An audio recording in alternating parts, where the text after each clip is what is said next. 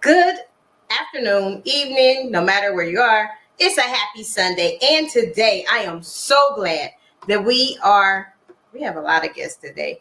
I think it's probably the most guests we've ever had. So let me bring, I can't see, so I gotta lean up every time I talk, which is like hilarious to me. But eventually we'll get it together. Let me bring my co-host on. What's up, Mr. Sinclair? Good How are you today? afternoon, my sister, and everybody that's chiming in. I'm doing well. Had a pretty good day coming in from traveling over the weekend, visiting our kids throughout the great state of Texas. You know how I do. Awesome sauce. So you got some more people coming to Prairie View. Yeah. I was up hanging Yes. out with the AKAs at Lewis. Excuse me, my bad. Don't want to make that mistake. I'll be at Louisville this week. Little Elm in the northeast In suburb. Kentucky? In the Dallas suburban northeast. Oh I believe wow. that's actually Frisco, Texas. So You yeah, just be had coming up fun. with Yeah. backyard names that nobody heard of before. And you would be happy to know Waxahachie was all right. I still don't believe there's a Waxahachie, Texas, but hey, you say it exists, I'll agree. For the sake Yep. of not arguing. But so today we have an exciting topic, and we probably have the most guests that we have ever had on here. We're gonna have a panel discussion. Can you believe we're doing that today? It's going to be live. So this panel discussion. Now, usually I consider myself to be like the smartest person in any room that I walk in, but right now I think I'm on a level playing field today. Everybody in here is content heavy and they know the information. So today we're talking about critical race theory. And you know about critical race theory, right? Yes, indeed. That's one of the So hotter topics. it's a very hot topic. So today I have 4 of the most amazing people in the world to tackle this topic. I always pray, think before I ask people to do stuff. I'm like, who can I use to talk about this topic? But we got some heavy hitters today. Even talking before the show, and we was just branching off. You know what? I'm about to bring them on. And once everybody is on, they're going to start introducing themselves so you can be impressed with what I know as well. Exactly. We have Mr. Creamer. We have Dr. Perry. We have Dr. Scott.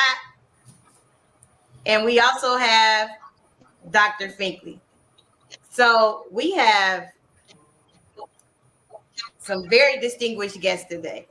But before we get into our topic, I want them to introduce themselves and tell us a little bit about what they do so people won't think like, hey, she got these guests on here. They don't really know this topic.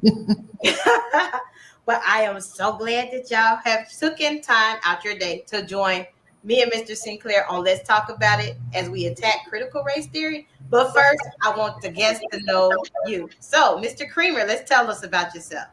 All right. Well, first of all, I appreciate the invite. I'm happy to be here, my fellow educators, sisters and brothers. Again, Bernard Creamer. I grew up in Chicago. I've taught and worked as a school administrator in Chicago, in Washington, D.C., where I currently reside, and in Dallas, Texas. I'm also a community activist, advocate for our youth and communities and families, and I'm also an author as well. One of the books that I've written, speaking of systemic issues, is entitled Who Stole the Soul? And it basically deals with this country's media apparatus through the context of hip hop, utilizing the history of hip hop and American history to basically bear out the truth about how systemic propaganda works in our communities. And I've also written 2 children's books for Black boys and Black girls that basically deal with those revolutionary ancestors that they fought with potent movements to try to expose basically what amounts to systemic racism, capitalism, imperialism, and those sorts of things. So that's who I am in a nutshell. Again, thanks for having me. Awesome. And we also have Dr. Perry. Hello, hello. Thank you for having me, Monique and Mr. Sinclair. Originally born and raised in the Bronx, moved to Dayton, Ohio, which is where I reside now. Been here for 30 years, but I still claim, New York in the Bronx. That's where my family is.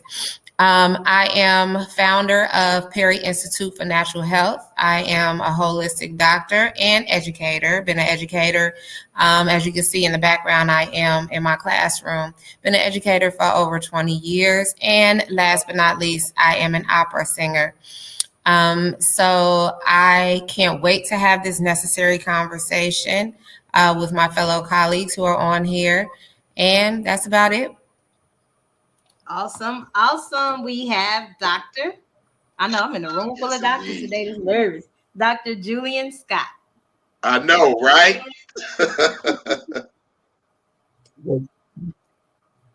Greetings, everyone. I'm Dr. Julian Scott. I go pretty much all over the place. I'm in rural Georgia as well as Miami, Florida. Currently, I reside in Houston, Texas. I'm an assistant professor of the Administration of Justice program at Texas Southern University.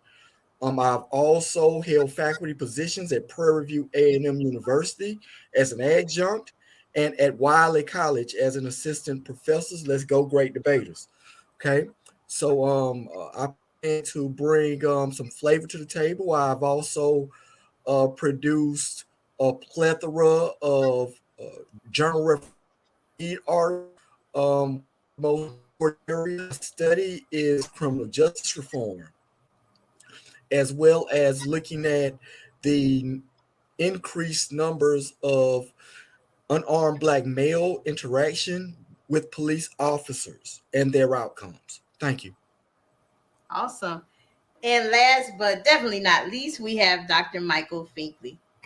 Hello, everybody. I am just so excited to be here and chat upon this important topic that is trending within our society today. So thank you, Monique. Thank you, Mrs. Sinclair, for having me on. Again, my name is Dr. Michael Finkley. I am an educator. I'm a speaker. I'm an author. I'm an advocate. I have taught within the school system, English, literature, so preparing our students when it comes down to important topics as this through literature, and also on the collegiate level. Currently, I am the executive director of the Finkley Experience, where we open up our doors and hearts to students that want to pursue a career and for go to college as well. We have our publications here. Right here are college publications for our 9th through 12th graders, and also one for first year students as well in college. And I'm also the host and executive producer for the Michael Finkley Show, as you see behind me, where we again have these conversations with your everyday persons in society, including some of your favorite celebrities. Those topics including the George Floyd case, and also to the state of Black America, just to name a few. So just to add this on top of what we have done already, it's just amazing. So I'm ready to get into it. Awesome. Awesome. So everybody, as you see, has these like amazing backgrounds. Like I was telling before everybody came on, I'm like, wait a minute, I kind of feel like, do I need to talk to them? Like they status, they have arrived. So let's get into it. Definitely. How do you define critical race theory? Anybody can take it from their avenue. Critical race theory? Yes. How do you define it? Critical race theory.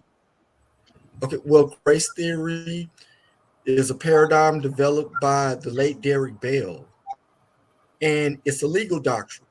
Okay, first of all, what Derek Bell and his colleagues and scholars that formulated this paradigm want to express those systemic and structural problems in the areas of housing, healthcare, education, and criminal justice. At the time, they wanted the discussion to be narrated by African Americans and their experience, and not how everyone else defines and narrates our own experience. So that's pretty much and of the definition of critical race theory.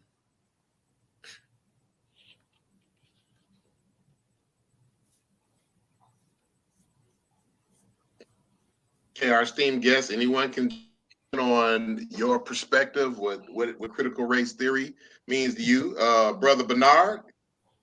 Yeah, I don't like to. I like my thoughts to be organized, so I kind of jotted stuff down. But I'm bringing the history teacher perspective, and having taught history for about 20 years now, aging myself.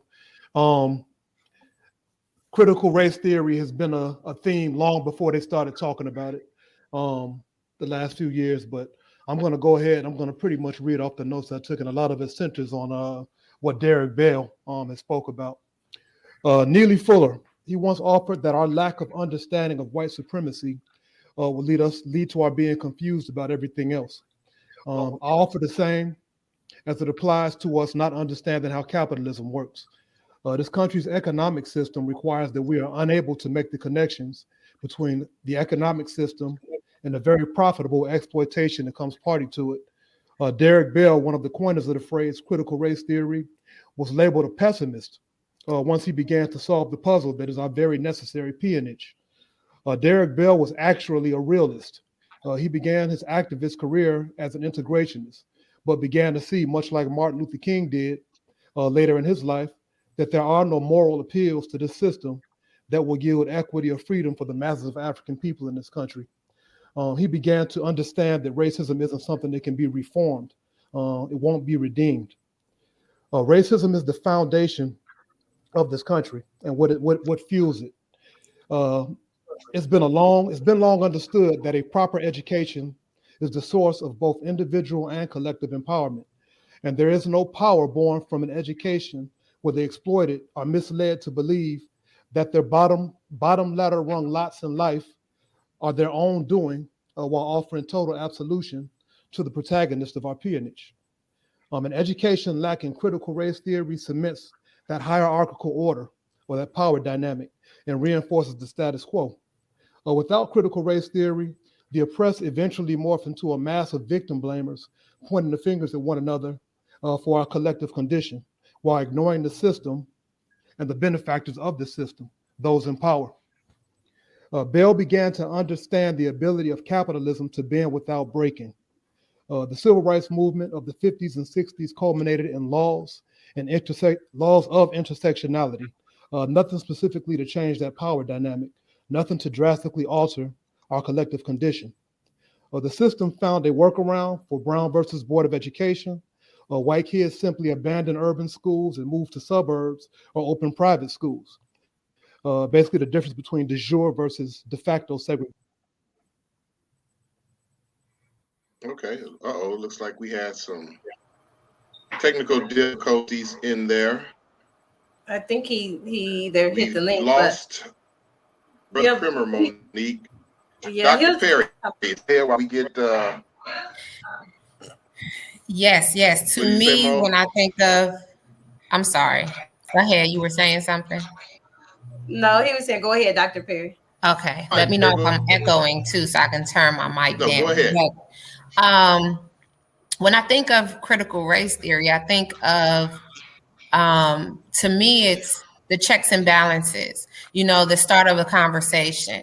So why do we even have critical race theory to begin with? No matter how long ago it began or who began it, there was something going on. That there's systematic racism in the legal system, the educational system, and as we see now with everything that's going on in Texas and around the United States. So it's just really the why. It answers the why. Now, the hard part about critical race theory is the fact that a lot of us don't want to have the conversation. We know we can acknowledge it, but when we get deep down into why critical race theory was even developed, why it was even defined, that's when the conversation stops. So really, we just need to keep the conversation on and stop skimming the fat off the top of the soup, per se, and really get into the why. And the thing is, it can't start and stop with our culture. The culture that actually is the reason why needs to have that conversation and also acknowledge and hold accountability and start to make that change as well. So to me, that's what the critical race theory is. It's the start of addressing the why. Thank you. Great. Thank you, Dr. Perry. Dr. Finkley, your perspective. Yeah, so it's amazing that we've been having the same conversation since the late 1970s and early 80s. And we're still having it today, presently in 2022. So it tells you how far we've gotten. Not that far, right? Because we're still having this issue, right? When I think of this particular concept, again, I love when Dr. Perry said conversation, right? It's just the start of something, bringing all people to the table and having that dialogue of how to resolve this issue, right? Knowing it's not going to be resolved in a day, it's not going to be resolved in a week or a month or what have you. But again, starting that dialogue in order for us to get to a common good for all. When I think of it, it is for all people. And also, too, the issue that people are not really understanding is that, don't have it in schools, but, why not have these different concepts in schools? Because, again, we're addressing an issue. We're having a conversation, right? If students don't learn these particular things in school, where are they going to learn them, right? Are they really going to learn them in the household? I think not. Not in full concept, where it comes from, the foundation, that kind of thing. So we need to separate curriculum versus conversation, right? See where that line divides, and then bringing them together once we get to a common good for all. So again, I love the concept of conversation, having the dialogue, having those persons at the table in order to see the greater good of it all for everyone. Awesome. Thank you, Dr. Finkley. Thank you. So, everybody gave their aspect on it, but how do you think it's going to impact and affect the educational system? So this is what I feel. As I was, reading and looking and asking questions, all this kind of good stuff, do we really want to go back to segregating our schools? Because I feel that we have so many of your conservatives saying that, hey, you're saying that all white people are bad. That's not the concept of it, though. It's about having the education aspect of it, right? In order for people to see it and see the whole thing. We're looking at policies and procedures here, right? We're looking at these different laws that we're trying to make equitable for everyone, including race, including gender, including, they're even talking about the whole aspect of sexuality, in this conversation as well. So if it continues to go on to this effect, are Black people still going to go out and start building their own schools now? Right? All right, people go out and start building their schools now, because I don't agree with the Common Core. I don't agree with what you're teaching my student in this school, right? So how can we stop that, conversation from happening to get to the core of what this concept really stands for? Mm-hmm. That's a good point to look at it. Do anybody have a response to that? Okay, can you repeat your question? Because there was like a little feedback or something coming back on my end. So what was your question, Monique? I heard everything Dr. Finkley said. So, but what was your question, Monique? The question I had is to what he had stated. I know one of the things that stuck out to me is, do it look like we're going to be headed back to segregation? And another thing that stuck out that made me form the question I had, which was, where do we see the future of education? Who is touching stuff in the background? Oh, I'm sorry. Anthony's here touching stuff. Something playing. Okay, so good. My question was, where do we see education going from this? That was the question I posed. Well, if they keep throwing books in the bonfire, I don't see why it would be a horrible thing for us to separate our schools, because you're already telling me that my culture does not matter and does not exist. That's what you're telling these kids that are coming up now. And so what happens when we, just in life in general, what happens when we feel like someone doesn't value us? We separate ourselves, right? So why do I have to fight for your love? Why do I have to fight for your acceptance? Why do we have to And continue to fight? I would like to chime in and Mr. Scott, you went out. I would like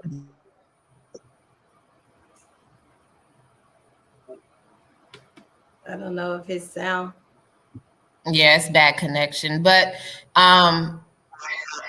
Yeah. at this point, from what I'm seeing and hearing and feeling, why would that be a bad thing? Because they're doing it to us anyway. Okay. I can see where you would come at that angle, Dr. Perry. And like we had talked offline before about the banning of the books, like the books that are being banned and things like that, is taken away from history that our scholars are being cheated out of. Like, you know, that was definitely one thing. One book in particular I know changed my whole life and aspect. I Know Why the Caged Bird Sings. And a lot of her books are on a lot of Dr. Maya Angelou books are on the ban list. Mm-hmm. How would that impact education? They're not going to get those stories told. Yeah. And the thing is, as a culture, we're so welcoming. Black people are so welcoming, you know, and we need to actually get back to educating each other and educating our own. I don't know any other culture that opens their door and say, come on in, you have something to teach us. Now, don't get me wrong, not to say that you don't have anything to teach us, but it usually when cultures say, hey, come on into our schools, you're teaching a specific thing. When you go over to other countries, they hire American teachers to speak English, not hire American teachers to teach about their culture or about their history. They bring us on the end and say, hey, I want you to teach American history and English. Wow. Okay. And Finkley was shaking his head, so I don't know. And that's the thing, though. We are American history. It is all a part of American history. As we look at the greats, Dr. Martin Luther King, as we look at Rosa Parks, going further back, as we look at Sojourner Truth and, you know, Harriet Tubman, you know, we could even add our own family members into this conversation. So what you're telling me is that what my grandmother went through, right? What my grandfather went through, because we're promise you we're not that far from us being from slavery, right? So what they even did, right? You're telling me it doesn't matter? It doesn't have any place in American history? You cannot tell me that. You cannot tell me that. That's not fair. That is not fair. Wow, that's so true. The question that one of the first questions I want to ask, I'm glad that my brother Bernard is back. Looked like we lost Dr. Scott momentarily, and I'm glad you're back, brother Bernard. This is one question I want to stir the pot a little bit with our esteemed guest, because it's a question that needs to be asked, and we need to seriously contemplate over the answer. And I think it plays right into today's current society and the state of, if we can call it Black America, especially where critical race theory is concerned. And I'm interested in getting Dr. Perry's, and of course, Dr. Finkley, but Bernard, that's my brother. Can or should or can Black folks be racist? No. Against each other? Sure. Absolutely not. Black people can be prejudiced, but racism is a power construct. And in terms of being racist, you basically have to have the power to determine whether somebody's able to move up or be upwardly mobile, or to be able to I guess, achieve a measure of influence or power. But it's basically it's a power dynamic. So in that sense, Black people cannot be racist. Okay, Dr. Perry. I agree. It is a power construct. And it's so interesting is that the interesting part of it is when someone of African Americans speaks about preserving the culture, then that's the box that we're putting in. Mm-hmm.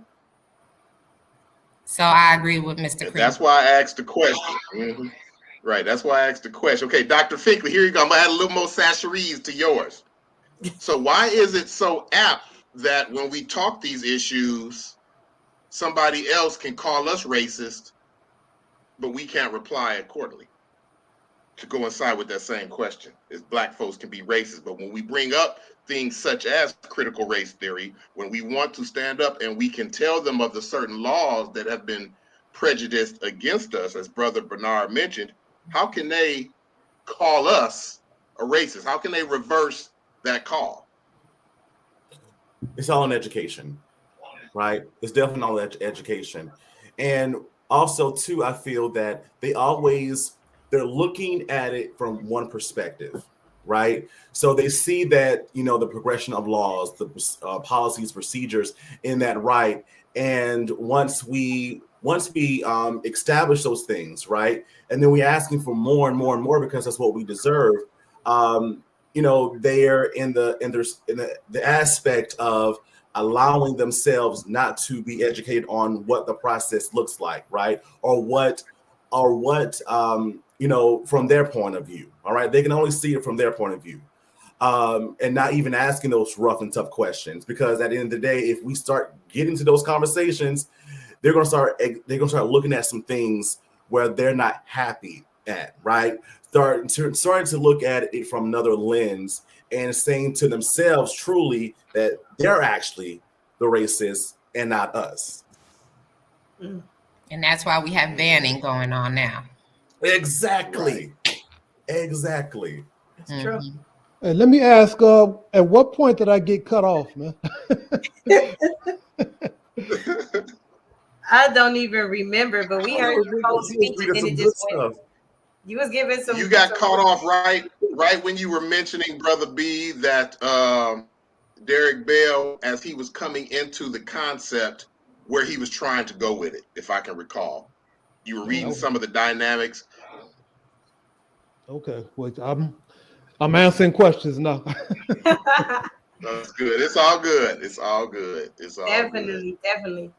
But as we think of those books that are banned, and we think of other things that are parts of this critical race theory, in some states it's an actual law.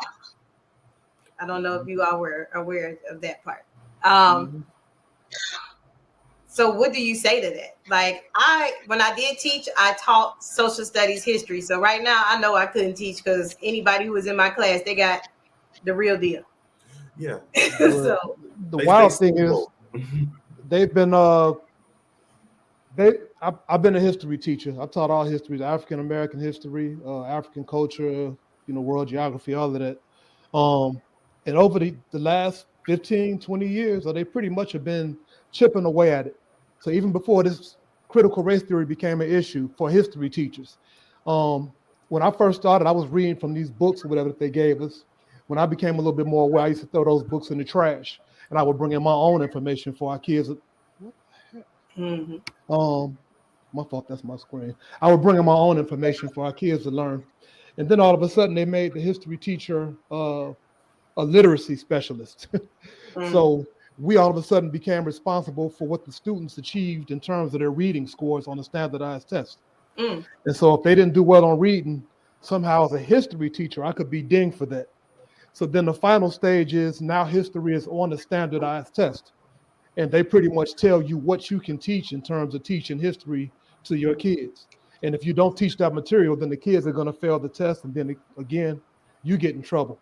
And so that's when I realized that it was I couldn't teach in the schools anymore because never are they going to pretty much constrain me to these standardized benchmarks and all of this nonsense they wanted to teach. They're pretty much aligned with their mission to socialize and westernize our kids. So it's tough now. And then now we got critical race theory or whatever. And it's kind of like when have they been making the connections between these hostile macro and microaggressions and the system. When does that ever happen in the teaching the history or anything in our schools? I think we have Dr. Scott was back with us, but we probably need to take a break. I am definitely, I know we have several people on here that may have like infomercials. I think we're going to go to Dr. Finkley's infomercial. And when we come back, we're going to attack it hard and start answering some questions that people are texting me and talking about. So we're going to go to the commercial and come right back. I don't know if you can find it.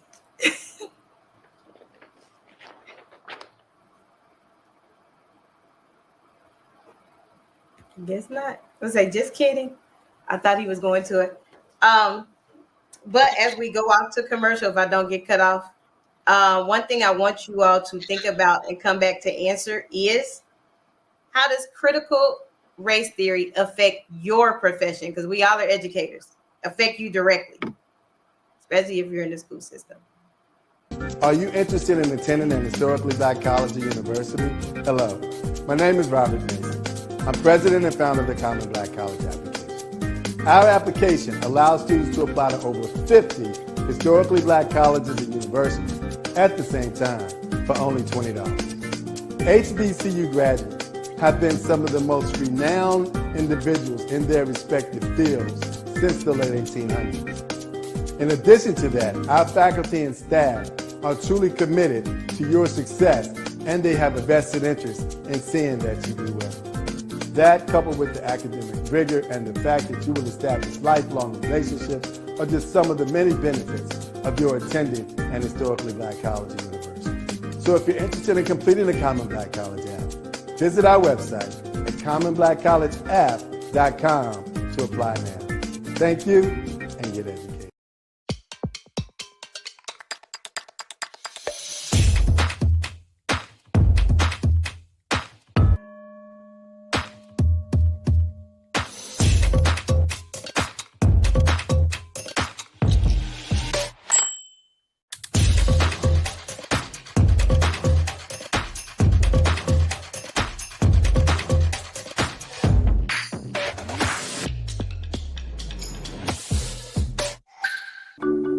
The thing that drives me every day as a dad is him. Every day he's hungry for something. And there's this huge responsibility in making sure that he's a good person.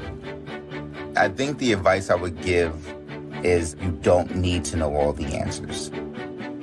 It's okay to make mistakes. As long as it's coming from love, then it kind of starts to work itself out.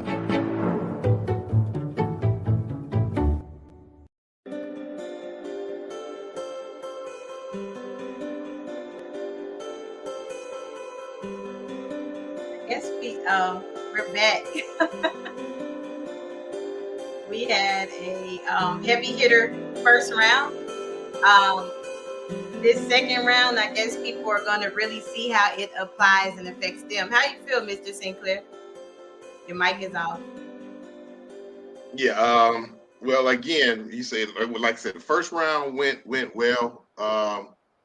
We can continue to get heavier into it because we definitely have to get an understanding of its effect and impact and learn or strategize on what we can do, if not as a group,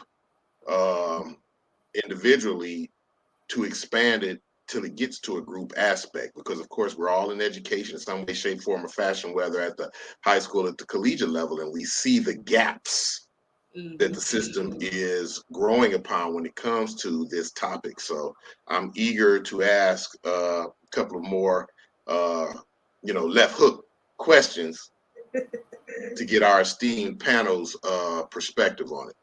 And they come in with the content. I have to give them that.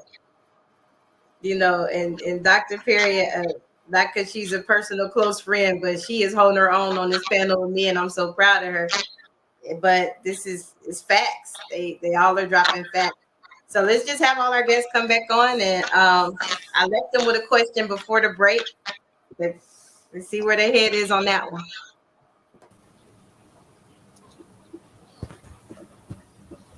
Anybody? Anybody?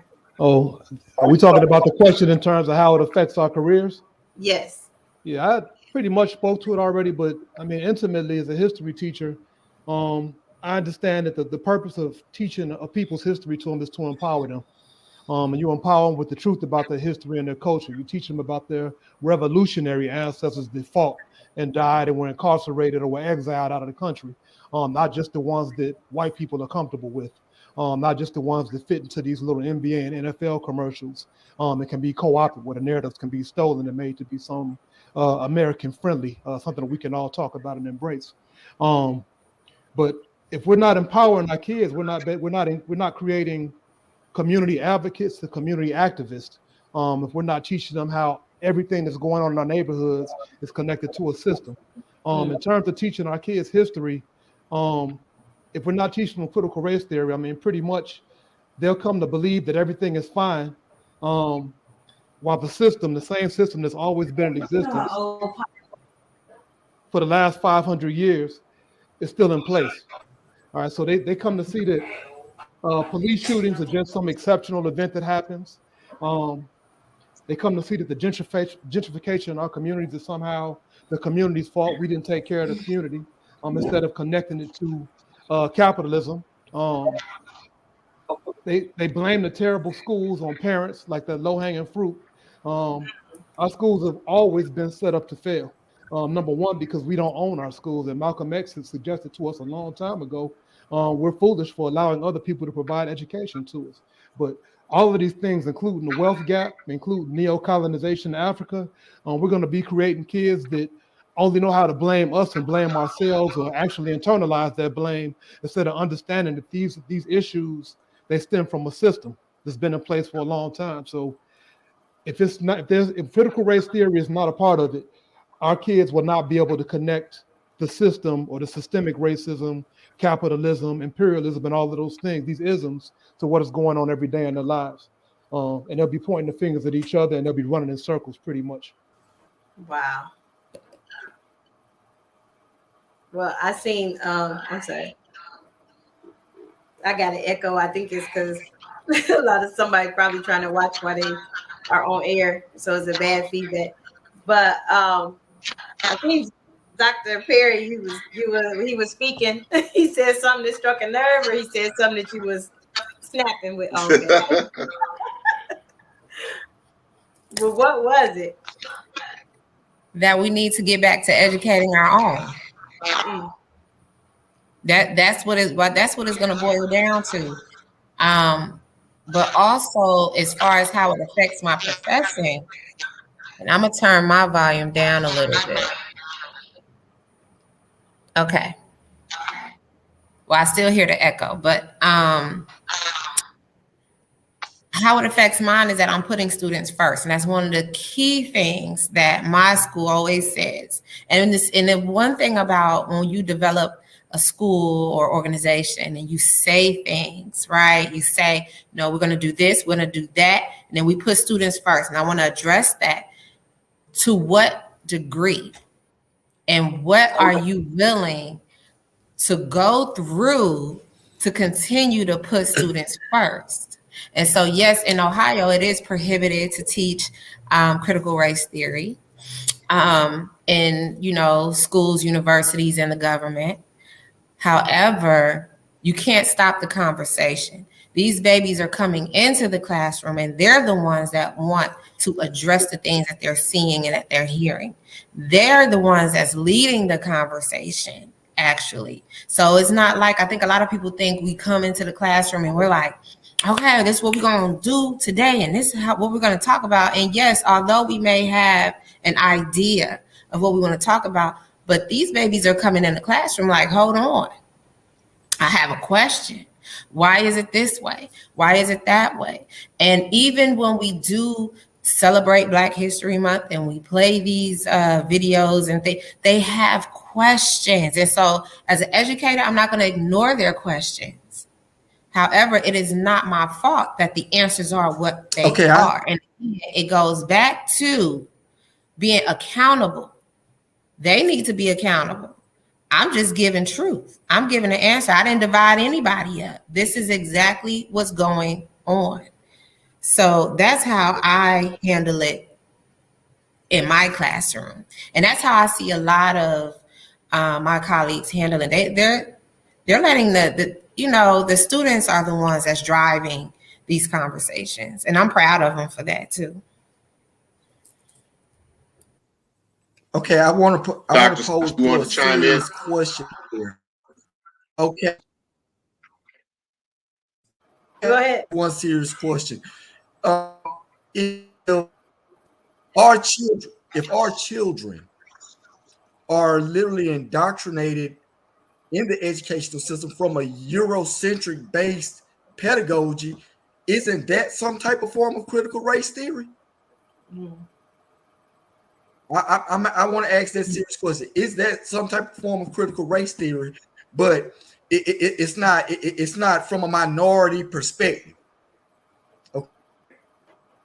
I agree. See, that's how I see it. Now, if my 7-year-old son feels comfortable by reading Harper Lee's To Kill a Mockingbird, don't I have the right to protest what my child reads in school? Most books that the most of us have learned from since early childhood education all the way through college from an academic purview has mostly been written and accepted through Euro scholarship. Mm.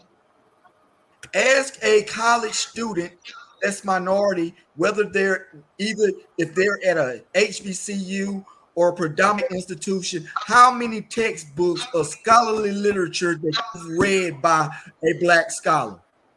How many Black scholars can you name off the top of your head? Mm. Okay. And then most importantly, what are we as a culture doing with regards to some of our brothers and sisters that are against the concept of critical race theory too? Because they're the ones that's most likely being the spokesperson for the masses of us. It's true. With regards to this, because there are some who exclaim that critical race theory is teaching people how to hate. No, it's teaching me to have a voice.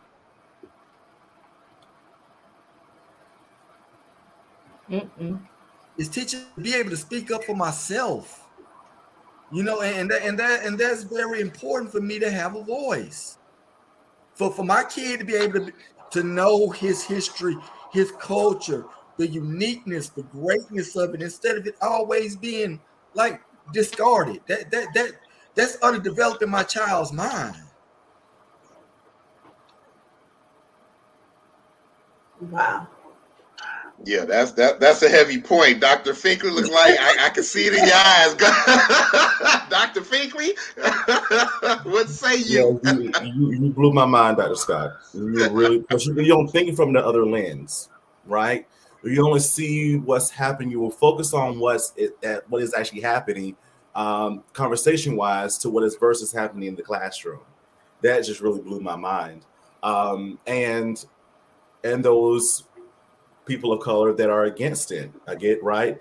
Being that spokesperson as well. You don't really think about those type of things, just kind of like your own perspective and where you are. So you've allowed us to think outside the box when it comes down to those different concepts. So thank you for saying those things. When it comes down to my business and what I do as well, I'm at a chartered high school here in South Carolina, and just more so on the counselor side now. And it's amazing to work with this population of students. I'm so used to first gen low income, right? And now a more privileged type of student is what the school is made of in many ways. And not to see again where African American history is not really a type of priority for graduation. We're still an elective. We have a white individual teaching black history. That's just another conversation I just don't agree with. And you know, you're not going to get the actual feel and texture and sight of what really Black history is, or what the means are, how our legacy has changed from over periods of time. You're not going to get that. I didn't learn Black history or the majority of it until I got to my HBCU, and that's when I really became woke. And so that is why a part of my consulting firm, I added the curriculum of Black history and teaching different focuses on literature. And one of my favorites is Lorraine Hansberry's Raisin in the Sun, right? So teaching what that means, what that stands for, the proper things of racism, and the living conditions of this family and what they went through and how they felt and all that kind of good stuff, and having that dialogue with the schools I'm partnered with. And this is maybe sometimes their first time in engaging in a conversation like this through my firm. So I definitely saw a need, and I answered that need through my firm. If I can't answer it on the school's dime, I can sure answer it on my own time. So in just those small ways, and bringing the wokeness to everyone and saying, this is what it is, let's have a conversation about it. That's true. Well, that you all come back with like some heavy, deep things. It had me thinking like, wait a minute. Right. So that's Scott. Dr. Scott then came back, got the camera light on and everything. He came back with a vengeance. Like, no, they're gonna hear me today. But that was a really impactful statement that you made. And then to apply it, because I have nephews that are that age, and my nephews come back and sometimes they tell me stuff about school, but it does start at home. But when you at a school and like you said, you had a Caucasian person teaching Black history, yeah, that's a whole nother conversation. Can I interrupt you for a moment, Monique? Sure. You said it starts at home, right? Mm-hmm. So with these white liberals, right, if they're saying no, don't teach it in our school, or even some of the Black people, no, are you really going to sit down and have these conversations with your students, right, with your kids, right?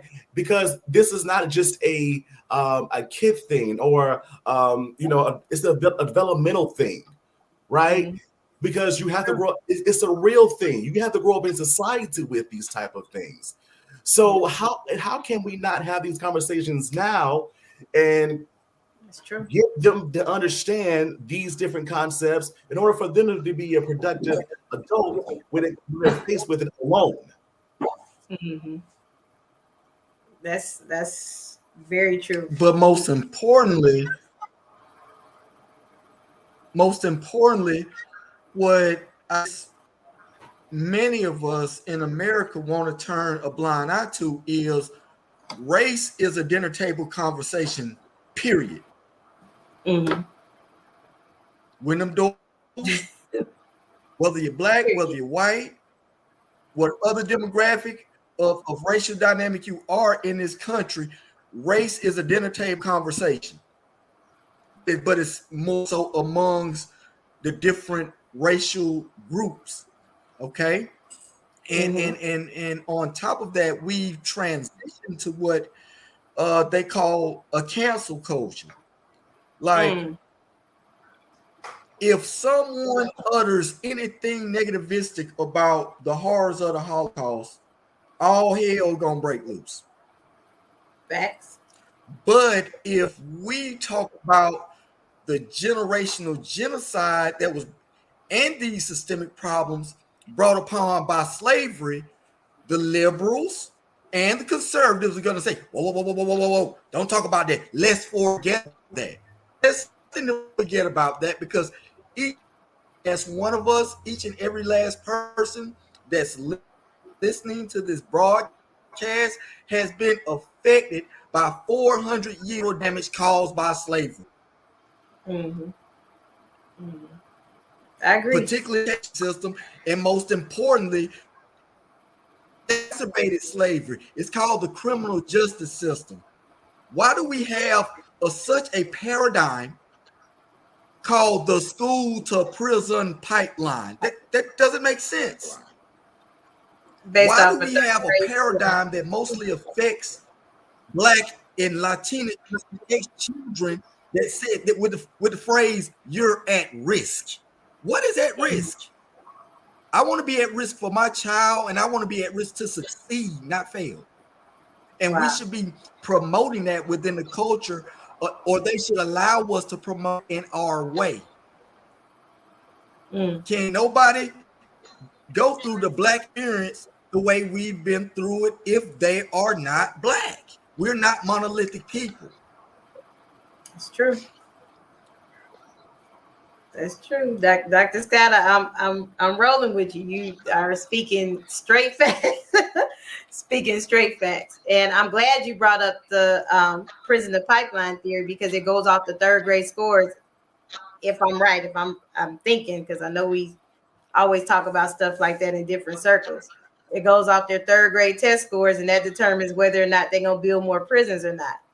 Now, to me, both of these theories, they run together.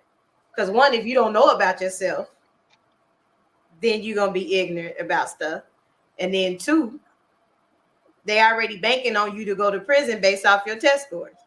So we're gonna uneducate you and send you to prison. Is that how y'all view it, or is something different? No, you're right, Miss Rob. Okay, once the one kid loses to learn or engage in that learning environment, starting at third grade. As a matter of fact, I hope many of you all have read this literature, The Conspiracy to Destroy Young Black Boys, by the most outstanding educator, Kwanzaa Kunjufo. Excuse me. He highlights these issues about how learning within boys, it appears to lessen once they reach that 7th grade level. Okay, now from early childhood up until 6th grade, for some reason, African American boys, they are engaged in learning. They like performing in school, they participate in the educational process. But for some odd reason, after 6th grade, pushed into the 12th grade, that desire dissipates and things of that nature. And it could be a culmination of factors. And one major factor is this: we absolutely need more African American males to become school teachers, particularly at the kindergarten, first and second level. Okay, we need gatekeepers with regards to watching how our kids are being recommended for special education, particularly the ones that don't need it. And why are they doing this? Why? Okay, we also need to be more proactive with regards to the learning of our young ladies, with regards to the cultural affinity of what it means to be a woman of African descent. Okay, and we need to sort of lessen the jargon when we call ourselves people of color. We are African people that happen to be Americanized.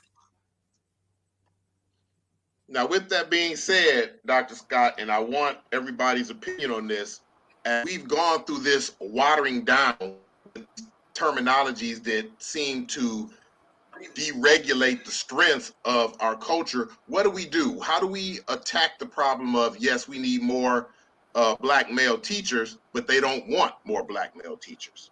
How do we combat the social stereotype of African American, Black, people of color? When and how do we come back to a position of power where we do have more positive role models such as yourselves, Brother Bernard and Dr. Finkley, in these schools to teach predominantly these schools that are majority minority Black kids that need that presence there? What do we do next? Unmute your mic, B. No, I would suggest this. I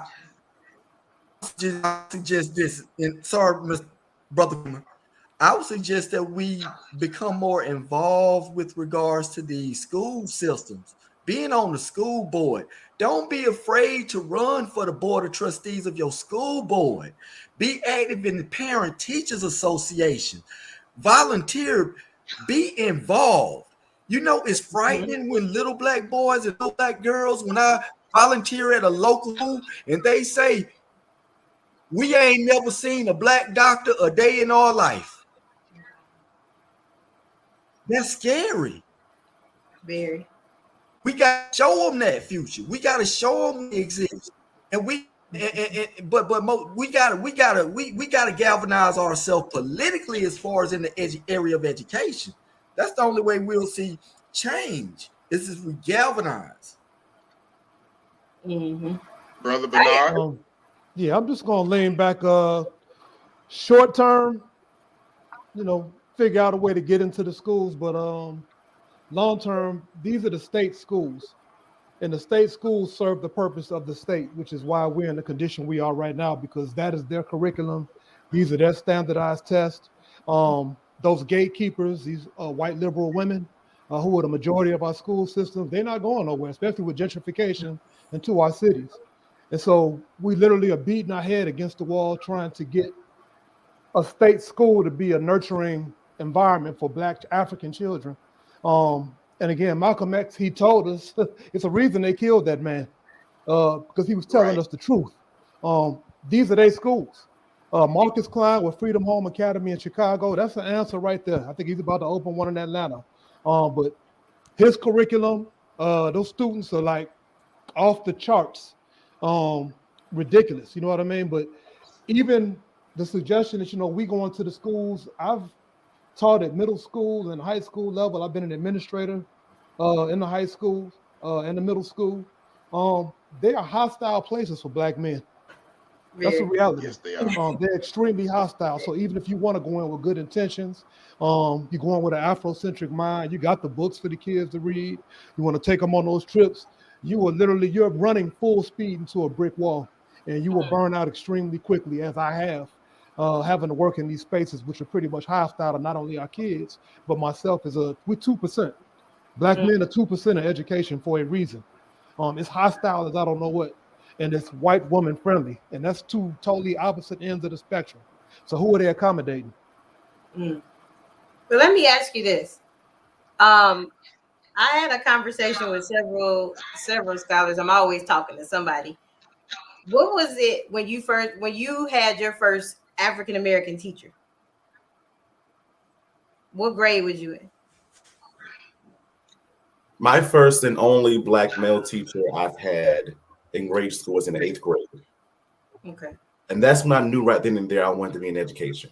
Right then and there, because I loved, before then, all my teachers were female, few Black female teachers, majority white. But I knew from that moment I wanted to make a difference in another child's life. At that moment when I had him, so 8th grade, but my only one until I went to my HBCU. Of course. Anybody else? I always had a Black teacher, and I had a Black male teacher when I went to a private school when I was growing up in New York. That's all we had. That was my experience. I never had a white teacher until I moved to Dayton, Ohio.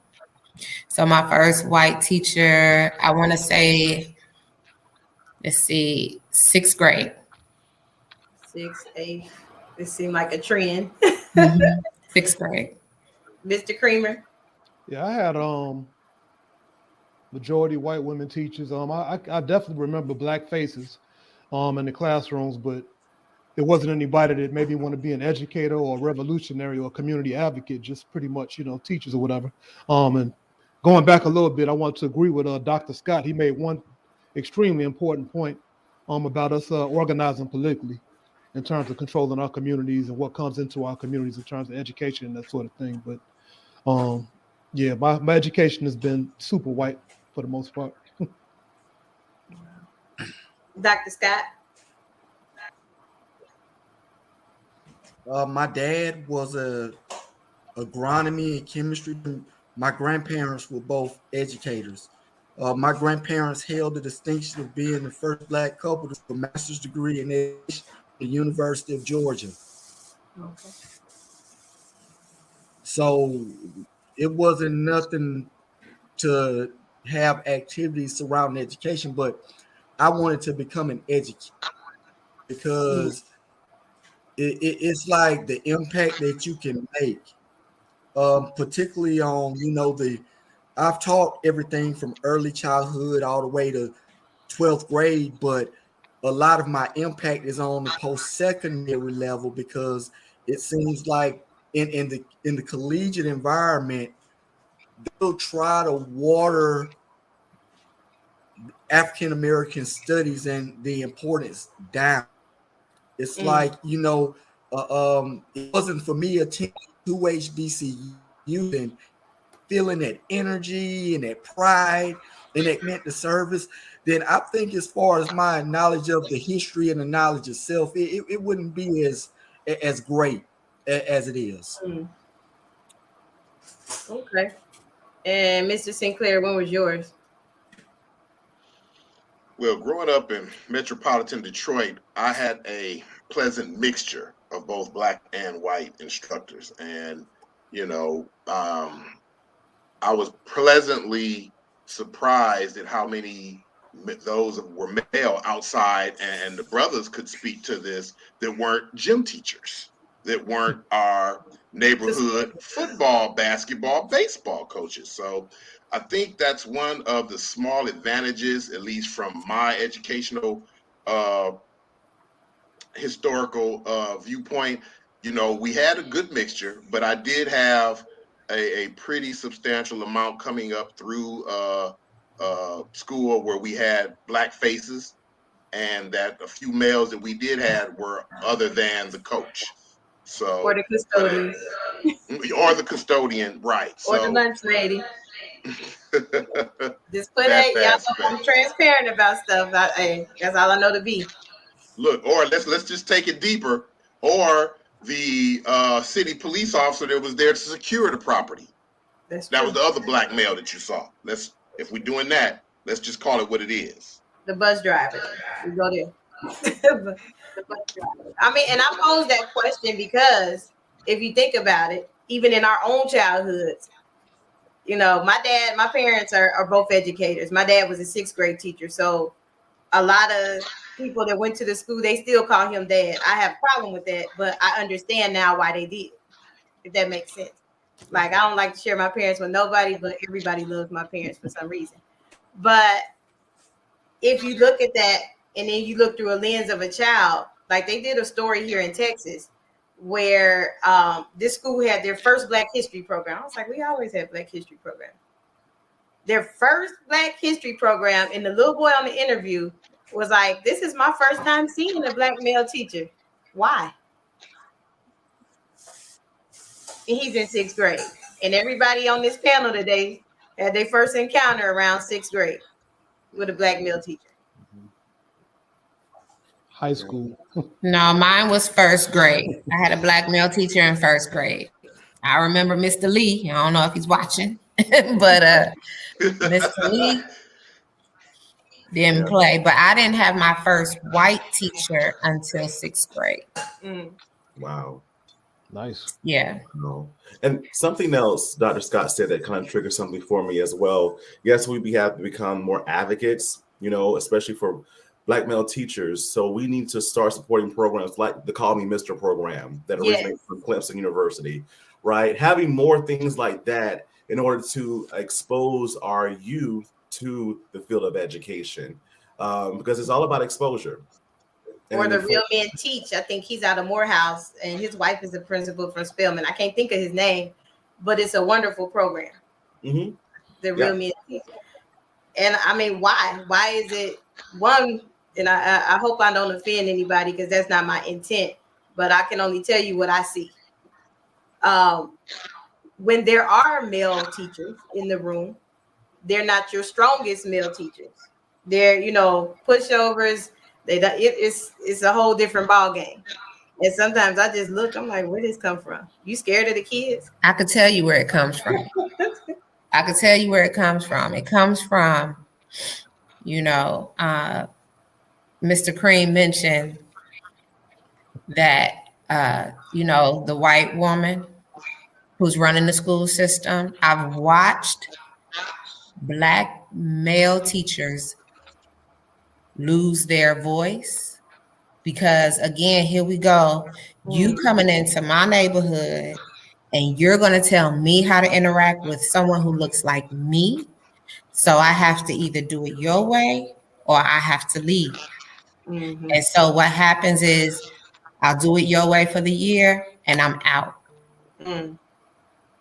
And so they're very quiet. So they're not really weak per se. They're being told that the way that they interact with the kids is wrong. Got it. On the opposite end of the spectrum, but piggybacking off of what you're saying, for the better part of my career, I don't have like culture and climate issues in my classroom. I tell the kids I don't call the police. We deal with everything in house. We ain't getting deans down there, no principals, none of that. But the schools, even being hired, some of the schools I've worked in, they're literally leaning on that Black male to be the disciplinarian in the building for like an entire floor or something because you're a Black male. So you're supposed to just intimidate the kids and you're supposed to be the bad cop. And I ain't doing that. You know what I mean? It's like I love these kids and I'm going to be what I'm supposed to be for them, but I'm not going to be here just to be a disciplinarian because you think it's a scary Black male. I'm supposed to be in here to, control the kids.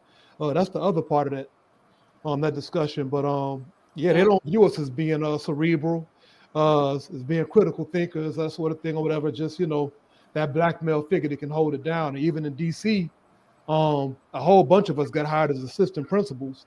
And after a year or two, I realized that they were literally hiring a whole bunch of Black males just to fire those 300 older Black teachers that had been here.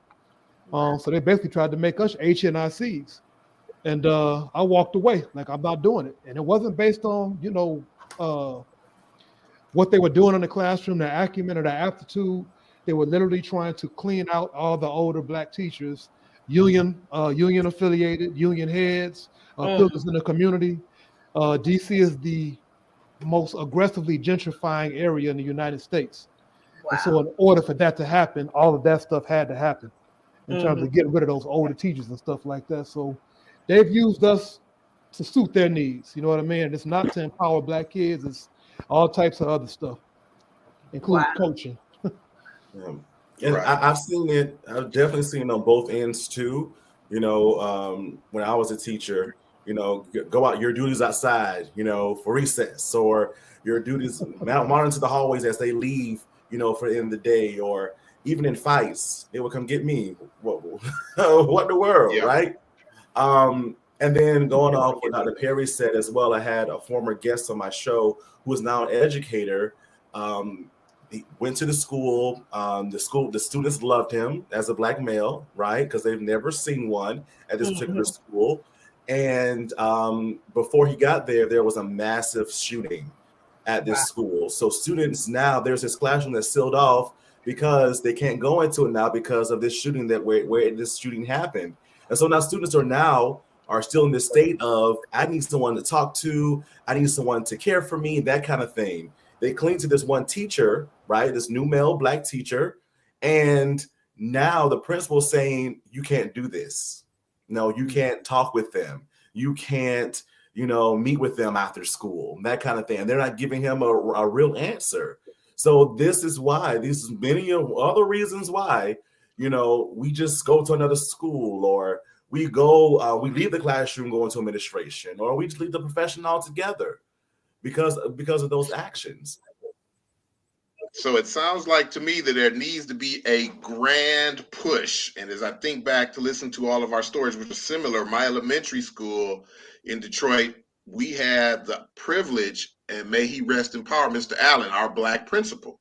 So, I can remember the days when you went to Mr. Allen and he shook your hand. If it was a little weak, he corrected your wrist and had you shake it appropriately, and he sent you on about your way. So yeah, these things, these dynamics that they're moving away from.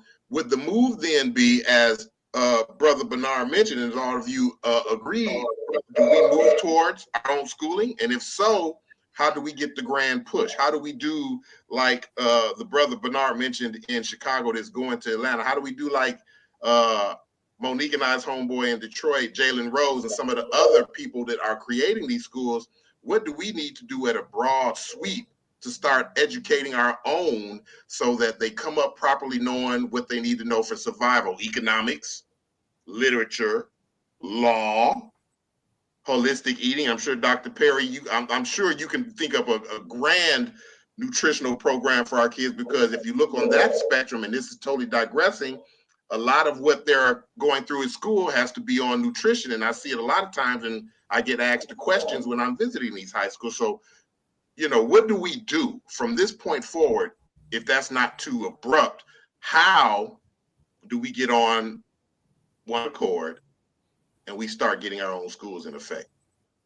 Well, Dr. Scott spoke to it. Again, you got to organize politically so you can control the things that happen within your community, but you have to organize. We keep voting based on what they tell us to do.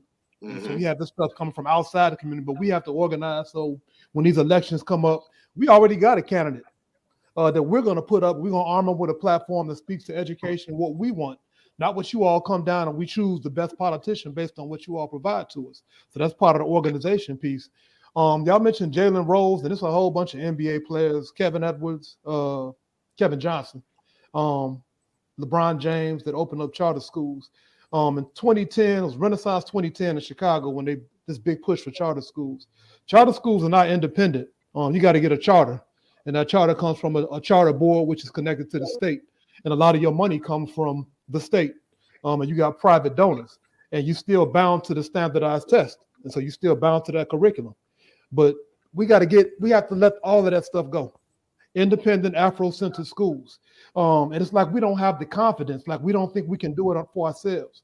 Every other ethnic group has schools to educate their kids, to empower them.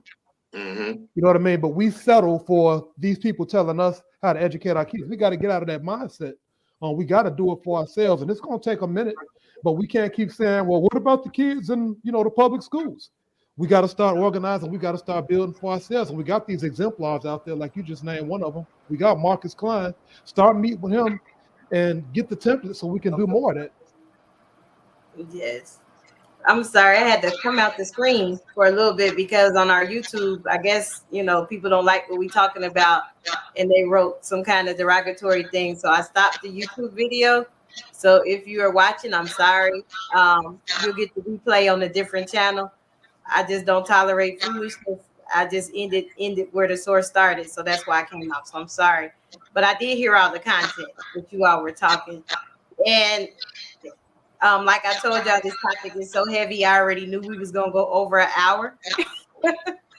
But most importantly, what are our takeaways?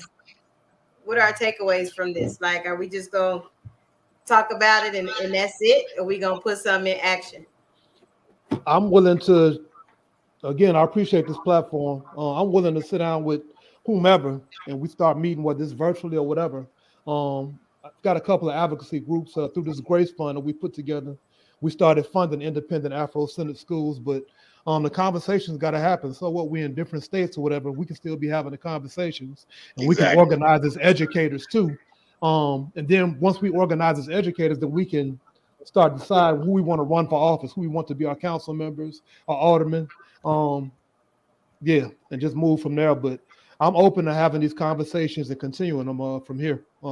We got some potent people right here on this site. Why not start here? Exactly. Awesome. I'll be there. Let's go. I'm here for it. I mean, I've always had a voice and I've always been outspoken, so I am here for it. What about you, Doc Finkley? Just to back off what Bernard said as well, the conversation must continue, and not only talk but action. Right, definitely in action. So whatever needs to be done, you have Finkley on board. As my colleagues have, some of them said already, let's go, let's do it. I'm with you. And as I was as I was thinking about this show today, I'm going to branch it off into the Michael Finkley show as well to continue that conversation, because again, the particular audience that I deal with, and even more so as a whole, they've never even sat down and fathomed this conversation. All right. Or even, what is it exactly? Why are people so upset with this? So definitely continuing and actually putting those words into actions too. So let's go. Let's go. Awesome. Dr. Scott.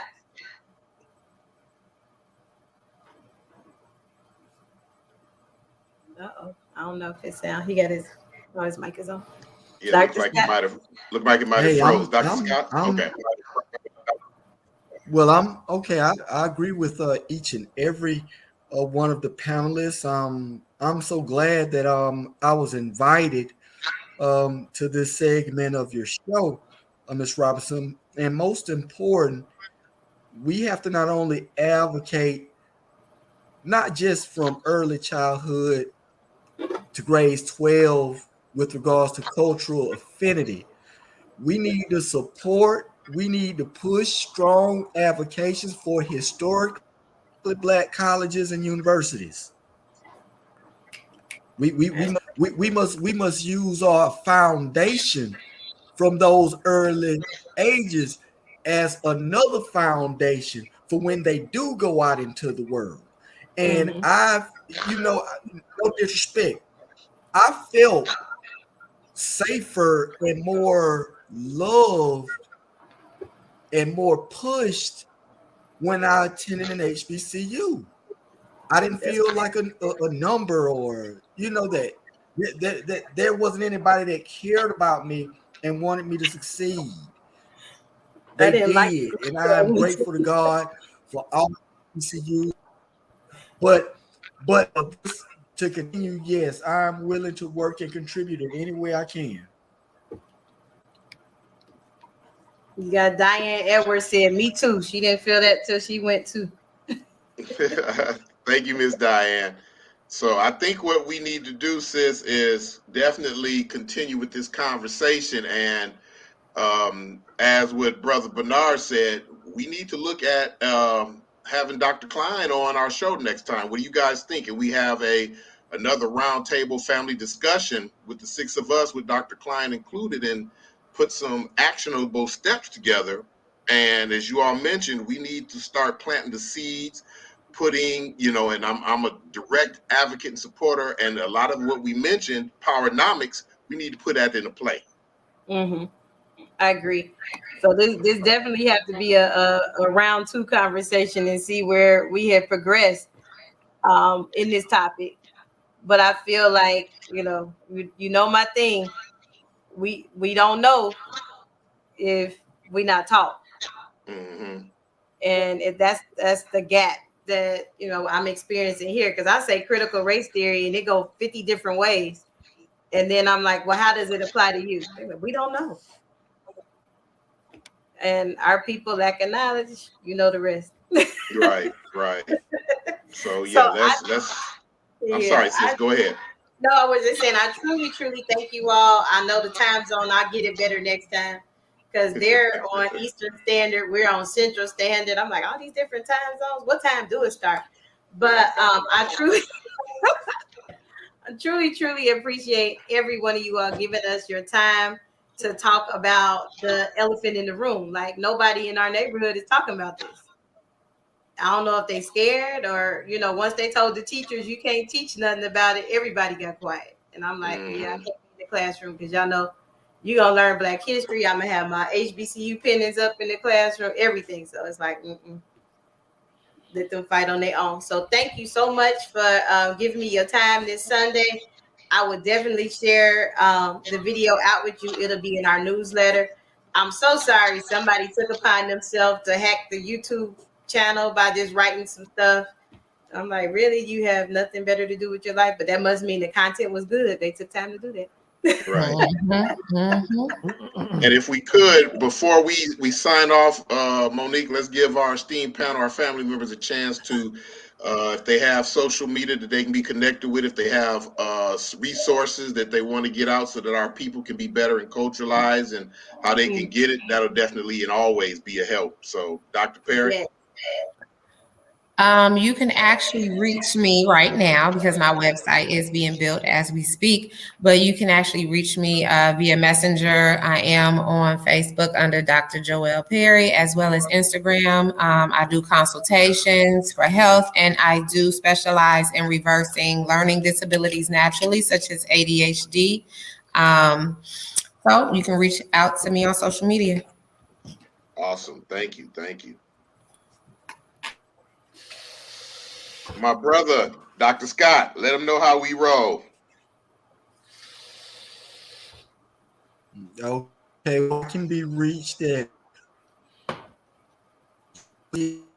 edu. That's my, or you can go to our Center for Justice Research site and look at all the things that we do as far as criminal justice reform in the state of Texas and beyond.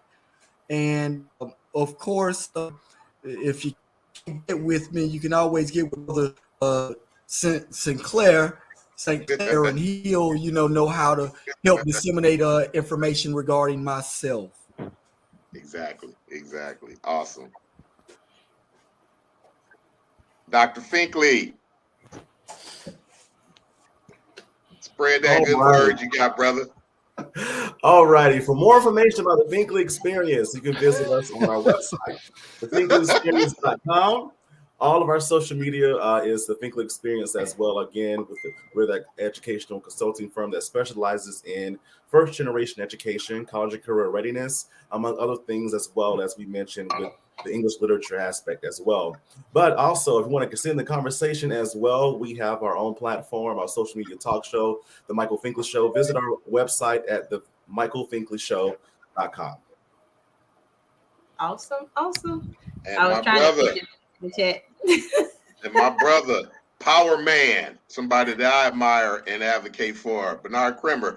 Let us know what you got for us, brother. Those awesome books that you authored. Appreciate you, man. My website is Status Know. That's STATUS Status Know, KNO, statusknow.com. My email address is info@statusknow.com, and that's no without a W.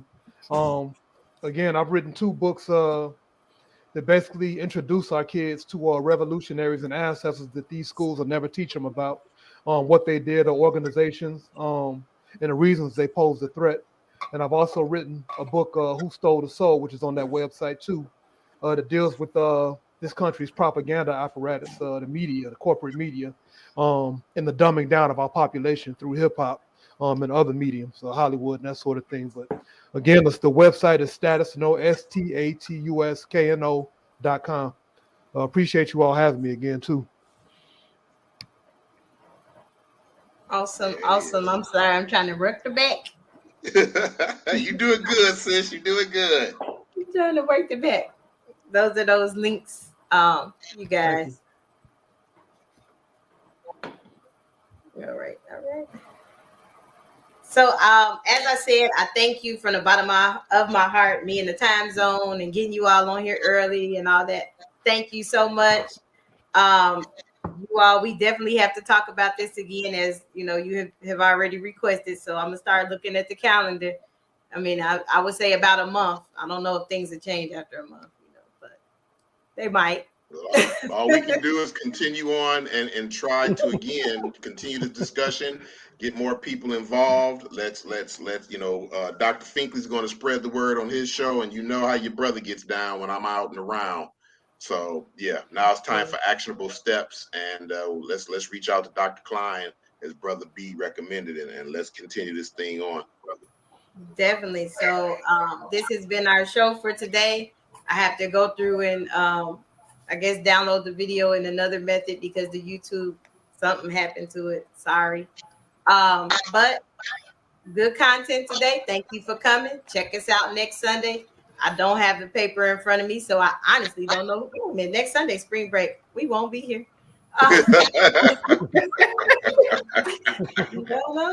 No, not gonna do it. I'm disconnecting from everything. But Good for you. I know it's hard for me to take breaks because I like to work in this. The mission and advocacy is real to me. So thank you again. We'll check y'all out next week. Thank you. All right, brothers Bye-bye. and Good sisters. night. Peace. Be safe. All right, y'all.